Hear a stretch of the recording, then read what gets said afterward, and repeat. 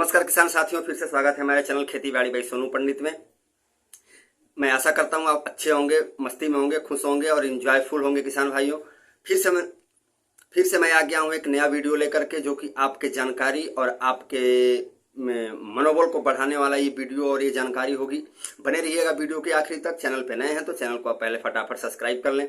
जी हाँ किसान भाइयों, मैं आज बात करने वाला हूँ ऐसे खेती की जानकारी के बारे में जो कि आपके लिए बहुत ज़्यादा फायदेमंद और बहुत ज़्यादा सेहतमंद होने वाला है। किसान भाइयों, हम जब किसानी में उतरते हैं, अगर हम किसानी करना चाह रहे हैं या किसानी कर रहे हैं, किसानी का मतलब मेरा तात्पर्य है कि अगर हम खेती करना चाहते हैं और खेती कर रहे हैं, आपने तमाम बड़े बड़े देशों में और हमारे ही भारत देश में भी आप बड़े बड़े किसानों को देखा होगा भाई साहब।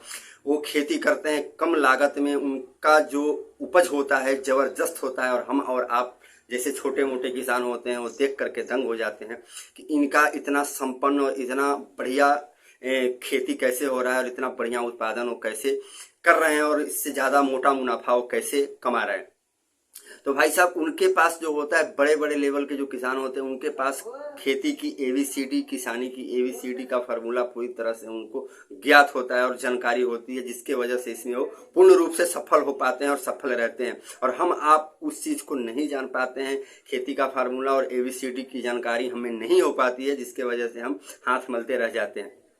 तो चिंता करने की कोई बात नहीं किसान भाइयों, मैं आपको बताऊंगा कि खेती का एबीसीडी फार्मूला और खेती का तरीका, सौल सलीका कैसा होना चाहिए। जब आप नई खेती में उतरते हैं या नई किसानी करने जा रहे हैं या किसानी कर रहे हैं, उनके लिए भी ये वीडियो होगा। बने रहिएगा वीडियो के आखिरी तक। चैनल को फटाफट सब्सक्राइब कर लें, क्योंकि वीडियो आप जैसे तमाम किसान भाइयों के लिए, छोटे मोटे हो किसान भाइयों, बड़े किसान, बड़े लेवल के किसान भाइयों उनके लिए भी, छोटे लेवल के किसान भाइयों उनके लिए भी ये वीडियो बहुत ही इंपॉर्टेंट होने वाला है। किसान भाइयों, मैं बात करता हूं कि हमें खेती की एबीसीडी, हमारे कहने का मतलब क्या है कि हम खेती की एबीसीडी की जानकारी कैसे ग्रहण करें। तो हमारे वीडियो के माध्यम से आप खेती की पूरी एबीसीडी ग्रहण करेंगे। किसान भाइयों, बने रहिएगा वीडियो के आखिर तक। पहले हमें ये किसान भाइयों करना क्या होता है कि जब हम किसानी में उतरते हैं तो पहले टर्म में क्या होता है कि जो मई जून का महीना होता है, मई जून के महीने में क्या होता है कि खेत पूरी तरह से खाली रहते हैं। मई जून के महीने में ज़्यादातर उत्तरी भारत में आप देखेंगे कि धान और गेहूं की खेती होती है, चावल और गेहूं की खेती होती है। बाकी सीजन में वो क्या करते हैं, लगभग 90% खेत खाली रहते हैं। या खाली भी अगर ना रहें तो आपको पहले क्या करना है, पहला पॉइंट आप ये जान लें, नोट कर लें हमारे इस बात को, कलम और कॉपी लेकर के, या वीडियो को आप सेव कर लेना किसान भाइयों, कि मई और जून का जो महीना होता है, जो कड़कड़ाती लू चलती है, कड़कड़ाकी गर्मी चलती है, उस समय आपको क्या करना है कि खेतों की, किसान भाइयों, गहरी जुताई करवा देनी है। गहरी जुताई का मतलब कम से कम 1 फीट के लगभग आप अपने खेतों को पूरी तरह से गहरी जुताई करवा दें। गहरी जुताई करवाने से सबसे बड़ा आपको बेनिफिट क्या होता है, मैं बता देता हूं कि गहरी जुताई से सबसे बड़ा बेनिफिट ये होता है कि आपके खेतों में जितने भी खरपतवार होते हैं, जैसे नागर मोथा, दूब, फंगस, बीमारियां जितनी भी होती हैं, जितने भी खरपतवार, घास फूस होते हैं, वो क्या होते हैं कि पूरी तरह से नष्ट हो जाते हैं गर्मी और धूप के वजह से 1 फीट जुताई होने के बाद। और उसके बाद खेतों में जो फंगस, तमाम तरह की जो बीमारियां होती हैं, वो भी पूरी तरह से नष्ट भ्रष्ट हो जाती हैं अगर 1 फीट तक आप गहरी जुताई खेतों की करवा देते हैं तो। और उसके बाद आपने देखा होगा कि जिन खेतों का लगातार सिंचाई होते रहता है, लगातार उन खेतों में नमी बनी रहती है, लगातार उन खेतों से हम लाभ लेते रहते हैं, उनमें लगभग अनमोटेड खरपतवार जमे होते हैं। उनकी खरपतवारों की बीज, तमाम तरह की बीज उनमें लग जाती हैं, जिससे होता क्या है कि हमारे फसल को काफी ज्यादा नुकसान पहुंचना शुरू हो जाता है। जितनी भी बीमारियां हैं उनको खत्म करने के लिए सबसे बड़ा माध्यम मई जून का ही महीना माना जाता है। किसान भाइयों, मई जून के महीने में जब आप गहरी जुताई करवा देते हैं तो आपको उसका फायदा, सबसे बड़ा फायदा ये होता है कि लगातार खेतों की सिंचाई, लगातार खेतों में खेती करने के वजह से जो हम खादों का प्रयोग करते हैं, जैसे डीएपी हो गया, फास्फेट हो गया, सिंगल फास्फोरस फास्फेट हो गया, जैसे तमाम खादों का जो गैस होता है, उसको तो क्या करते हैं, हमारे पौधे ग्रहण कर लेते हैं और ग्रहण करने के बाद जो खादों का अवशेष होता है, जैसे डीएपी हो गया, आपको फास्फेट हो गया, सिंगल फास्फोरस फास्फेट, ऐसे तमाम जो खाद होते हैं उनके अंदर जो बचा हुआ अवशेष होता है वो हमारे खेतों के 1 फीट के नीचे के लेवल पे जा करके दर बाई दर, परत बाई परत, साल बाई साल क्या होते हैं, 2-4-5 साल के बाद आप देखेंगे पूरी तरह से क्या होता है, एक परत सीमेंटेड आकार का वो जमना शुरू हो जाता है।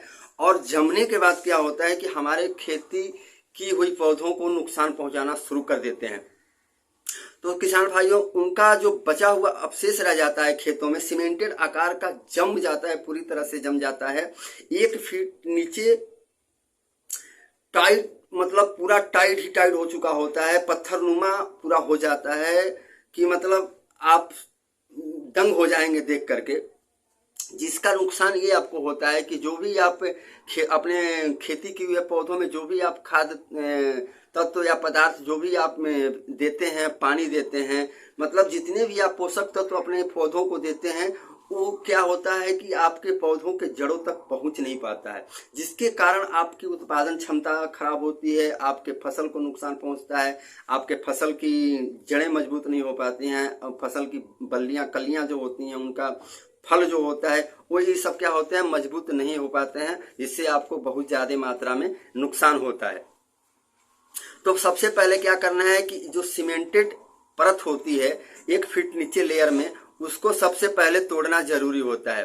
तो उसको तोड़ने के लिए हमें सबसे पहले क्या करना है, मई जून के महीने 1 फीट नीचे तक गहरी जुताई जरूर करवानी है। गहरी जुताई करवाने के बाद क्या होता है कि आसानी से आपके खेतों की जो होती है क्षमता बढ़ जाती है, और पानी ग्रहण करने की क्षमता हो गया वो बढ़ जाती है, हवा ग्रहण करने की क्षमता बढ़ जाती है, प्रकाश ग्रहण करने की क्षमता बढ़ जाती है।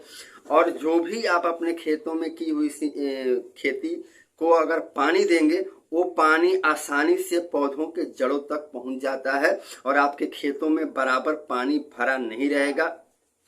खेत अच्छी तरह से पानी को सोख जाएंगे और खेतों के जो रोम छिद्र होते हैं वो खुल जाएंगे, जड़ों के अंदर वायु संरक्षण होना शुरू हो जाता है, खाद पोषक तत्व देने शुरू कर देते हैं, वो सभी उनके जड़ों के अंदर जाएंगे।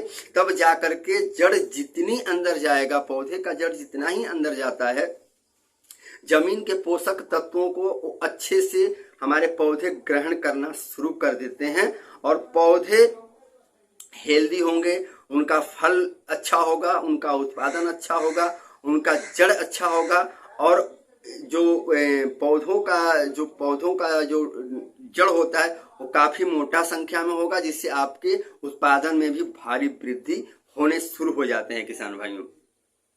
तो ये चीज आपको ध्यान देना है। अगर अच्छी उपज, अच्छी खेती, अच्छी कमाई अगर चाहते हैं तो आपको यह काम बहुत जरूरी है। अगर आप किसान हैं और खेती में सक्सेस होना चाहते हैं तो ये पहला पॉइंट ABCD खेती का आप सीख लीजिए हमारे वीडियो के माध्यम से। चैनल पे नए हैं तो चैनल को किसान भाई सब्सक्राइब जरूर कर लें और वीडियो को जितना से हो सके शेयर और कमेंट जरूर करा करें।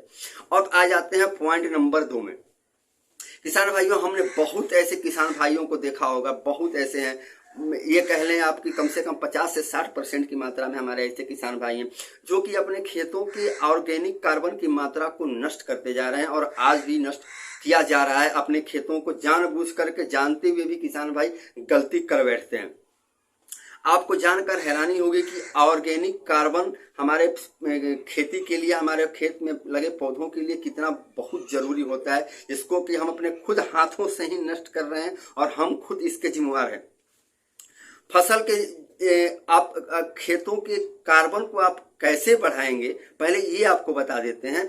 नष्ट कैसे कर रहे हैं किसान भाई, उसको आपको बताएंगे वीडियो के आखिर में। तो ऑर्गेनिक कार्बन की मात्रा को अगर अपने बढ़ाना चाहते हैं खेतों में, तो फसल के बचे हुए अवशेषों को खेतों में फैला दें। जैसे आप धीरे धीरे होता है कि किसान भाइयों को औदिगम पोज हो जाएगा आपके खेतों में, और आप जैसे कि आप गेहूं का फसल, गेहूं की खेती कर रखी है आपने, गेहूं का फसल आपने काट लिया, उसके जो बचे हुए अवशेष हैं, सरसों के अवशेष हैं, दलहन के अवशेष हैं, धान के अवशेष हैं, उनको आप खेतों में जलाने के बजाय उन खेतों में ही आप क्या करें कि बिखेर दें। और बिखेरने के बाद समस्या आती है कि इसको गलाएं, तुरंत गल कैसे जाएगी, तो उसके लिए आप प्रति एकड़ के हिसाब से एक बोरी 40 से 45 केजी का यूरिया आता है, उसका क्या करें, बचे हुए अवशेषों को बिखेरने के बाद यूरिया की आप एक बोरी प्रति एकड़ के हिसाब से छिड़काव कर दें। छिड़काव करने के बाद खेतों की आप सिंचाई कर दें। आप देखेंगे कि कुछ ही दिनों में, हफ्ते से 10 दिन में आपके फसल के बचे हुए अवशेष आसानी से क्या हो जाते हैं, खेतों में गल जाते हैं। जिससे क्या होता है कि अवशेष गलने के बाद वो क्या होता है कि आपके खेतों को ऑर्गेनिक कार्बन की मात्रा ऑटोमेटिक बढ़ जाती है और आपके फसल को भी ऑर्गेनिक कार्बन मिलना बहुत अधिक मात्रा में शुरू हो जाता है और आपके बचे हुए अवशेष जल्दी से जल्दी खेतों में क्या होते हैं, डिकम्पोज होना शुरू हो जाते हैं। अब किसान भाइयों, मैं आपको बता दूं कि अपने खेतों को किसान भाई हमारे जैसे और आप जैसे किसान भाई कैसे ऑर्गेनिक कार्बन को नष्ट कर रहे हैं, तो आपको सरकार भी इस हर साल हिदायत देती है कि आप अपने खेतों में फसल के बचे हुए अवशेषों को जलाएं ना। जलाने से आपको क्या होता है कि आपके खेतों का ऑर्गेनिक कार्बन जो होता है वो पूरी तरह से क्षतिग्रस्त हो जाता है, नष्ट हो जाता है और खेतों के अंदर जो उर्वरा शक्ति होती है, उपज करने की क्षमता होती है, बढ़ाने की क्षमता होती है, वो किसान भाइयों पूरी तरह से नष्ट होने के कगार पे हो जाता है, जिससे आपके फसल को और आपके किसान किए हुए खेती को बहुत ज्यादा मात्रा में नुकसान झेलना पड़ता है। तो आप ऐसी गलती बिल्कुल ना करें। बचे हुए खेतों में फसल के अवशेषों को आप जलाने के बजाय उसे डिकम्पोज करने की कोशिश करें। डिकम्पोज आसानी से हो जाते हैं। आपको मैंने पहले बताया कि यूरिया की मात्रा प्रति एकड़ एक बोरी के हिसाब से छिड़काव करें। छिड़काव के बाद उसका सिंचाई कर दें। ऑटोमेटिक क्या होता है कि वो बचे हुए फसल के अवशेष डिकम्पोज हो जाएंगे और आपके खेतों की ऑर्गेनिक कार्बन की मात्रा भी पूरी मात्रा में बनी रहेगी। किसान भाइयों, वीडियो पे नए हैं तो वीडियो को आप चैनल पे नए हैं तो चैनल को आप सब्सक्राइब कर लें। वीडियो अगर आपको अच्छा लगता हो तो आप जरूर लाइक कमेंट जरूर करें। इसी तरह के वीडियो आपको प्रत्येक दिन मैं देता रहूंगा किसान भाइयों के लिए। बस मुझे आप इजाजत दें, फिर मिलेंगे कल अगले वीडियो के साथ। तब तक के लिए आप खुश रहें, मस्त रहें।